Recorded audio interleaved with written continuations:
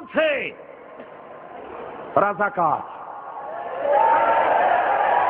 শুনে রাখো চট্টগ্রামের লক্ষ লক্ষ জনতা, পার্লামেন্টে যখন আমাকে এই কথা বলা হয়েছিল, আমার পার্লামেন্টের কলিগ জাফরুল্লাহ চৌধুরী সাহেব বসে আছেন এখানে, হ্যাঁ, জাফরুল ইসলাম চৌধুরী বসে আছেন পাশে, প্রধানমন্ত্রী সুদ্ধা, অন্তত 3 শতাধিক পার্লামেন্টের সম্মানিত সদস্যরা সেদিন বসা। 1997 সনে বাজেট বক্তৃতা যখন আমি করতেছিলাম, ডক্টর কুদরতে খোদা, নাম রাখছে কুদরতে খোদা, আসলে গজবে খোদা। এ লোকটি নাস্তিক, ইসলামের চূড়ান্ত দুশমন। তার প্রণীত শিক্ষা ব্যবস্থার যখন সমালোচনা করছিলাম, ট্রেজারি বেঞ্চ থেকে আমাকে বলা হলো রাজাকার। আমি আমার সমস্ত শক্তি একত্রিত করে বলেছিলাম, শুধুমাত্র হিন্দুস্তানের রাজাকারেরাই আমাকে রাজাকার বলতে পারে।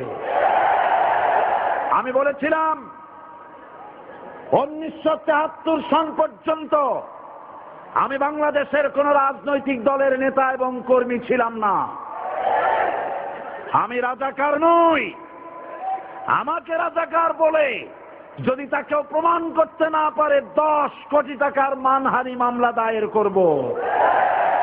আমার এই বক্তব্য সারা দুনিয়া শুনেছে, পার্লামেন্টে আমার এই বক্তব্য রেকর্ড হয়ে আছে।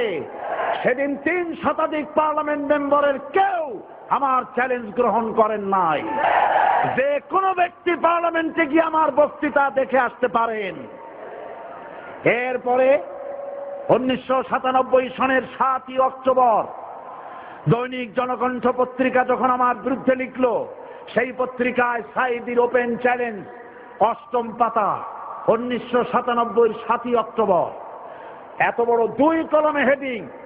সেখানে আমি বলেছি, বাংলাদেশের সকল সাংবাদিক, গোয়েন্দা বিভাগ, বাংলাদেশের সকল বুদ্ধিজীবীকে আমি আমার পিরোজপুরে আমন্ত্রণ করছি। আমার উপস্থিতিতে যদি কেউ প্রমাণ করতে পারে বাংলাদেশের স্বাধীনতা যুদ্ধের বিরুদ্ধে আমার কোনো ভূমিকা ছিল, সজ্ঞানে স্বেচ্ছায় জাতীয় সংসদের সদস্য পদ থেকে পদত্যাগ করব।